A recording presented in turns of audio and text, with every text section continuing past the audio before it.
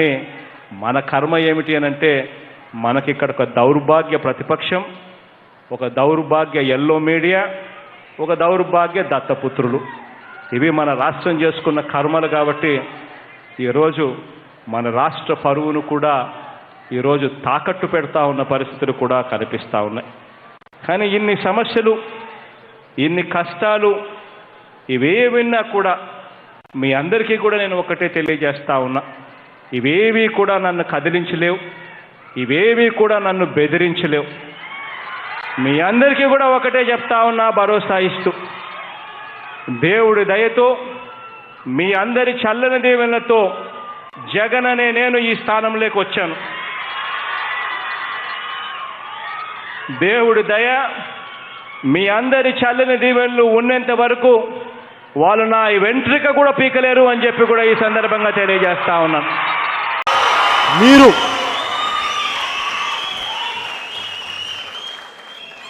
YCP నాయకత్వానికి నేను సవాల్ ఇస్తున్నా, రండి, మీరు నా గురించి ఏం మాట్లాడతారో మాట్లాడుకోండి, ఏం చేస్తారో చేసుకోండి.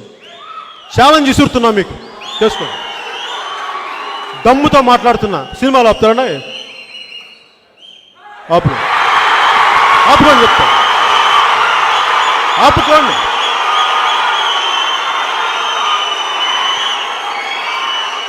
మిమ్మల్ని భవిష్యత్తులో మీకు ఉంటుంది, మీరు కానీ యుద్ధానికి మీరు పిలిచారు, మీరు, నేను కవ్వించలా.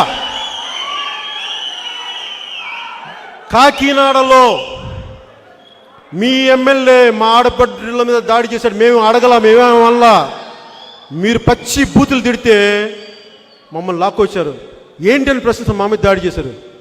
ఇలాంటి దాష్టికాలు ఒకటి కాదు, అనంతపురం జిల్లా నుంచి మన శ్రీకాకుళం వరకు మీరు అందరినీ మమ్మల్ని ఇబ్బంది, మా కార్యకర్తని, మా జన సైనికుడిని నిర్దాక్షిణ్యంగా ఆత్మహత్య చేసుకుని చేశారు మీ ప్రకాశం జిల్లాలో గిద్దలూరు.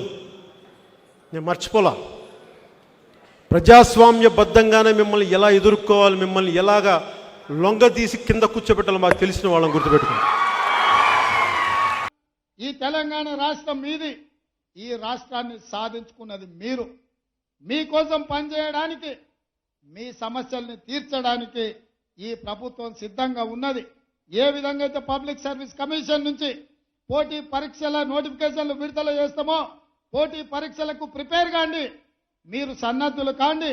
ప్రభుత్వంలో, ప్రైవేట్లో ఉద్యోగ ఉపాధి అవకాశాలు కల్పించే బాధ్యతగా నేను తీసుకుంటా, మీకోసం కృషి చేస్తా.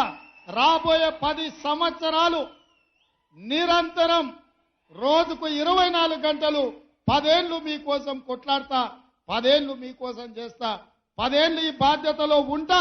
మీరు ఆశీర్వదిస్తే ఇంకో 10 ఏళ్ళు కూడా ఇందిరమ్మ రాజ్యం ఉంటుంది.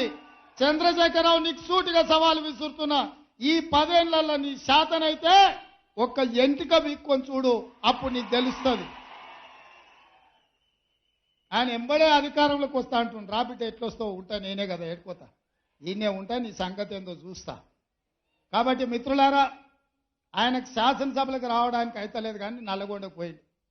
అందుకే ఇవాళ అట్లాంటి మాటల మాయలో పడకండి. 10 ఏళ్ళు ఆయన కుర్చీలో ఉండి తెలంగాణకు రావాల్సిన నీళ్లు తీసుకురాలే, కట్టాల్సిన ప్రాజెక్టులు కట్టలే.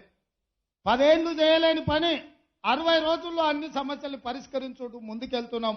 ఇవాళకి 69 రోజులు అయింది, ఏం చేయలేదు అప్పుడే ఈ ప్రభుత్వం అని ఇవాళ మమ్మల్ని శాపనార్థాలు పెడుతున్నాడు. మీరు ఆలోచన చేయండి.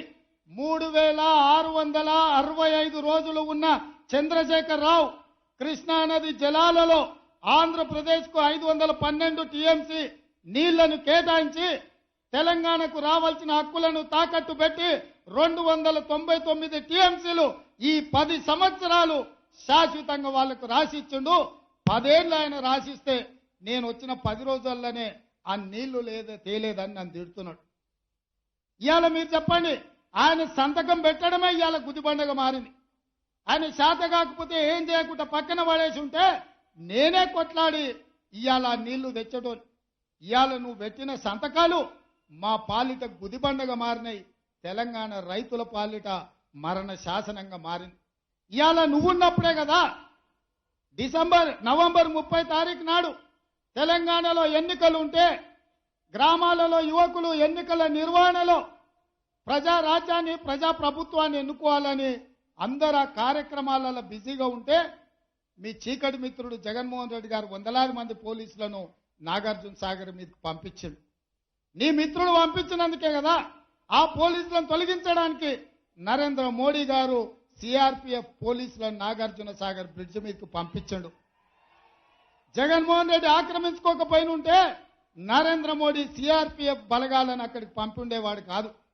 ఆ రోజు నుంచి ఈ రోజు వరకు సిఆర్పిఎఫ్ బలగాలు అక్కడ ఉన్నాయంటే 30 తారీఖు నాడు తెలంగాణ సెంటిమెంట్తో ఎన్నికలలో నెగ్గాలని ఆంధ్ర వాళ్ళు నాగార్జున సాగర్ ఆక్రమించుకున్నారని పెడబొబ్బలు పెట్టి ప్రజల్ని తప్పుదారి పట్టించి తెలంగాణ సెంటిమెంట్తోని ఎన్నికల్లో నెగ్గాలని నువ్వు కుట్ర చేస్తే ఈ తెలంగాణ సమాజం తిప్పికొట్టి నిన్ను బొందబెట్టినరు. ఇవాళ అడ్డ మీద కొట్లాడితే కుదరదు. ఇవాళ చట్టసభలలో మాట్లాడాలి, చట్టసభలలో తీర్మానాలు చేయాలి. కేంద్ర ప్రభుత్వాన్ని మెడలు వంచి మన సమస్యలు పరిష్కరించుకోవాలి.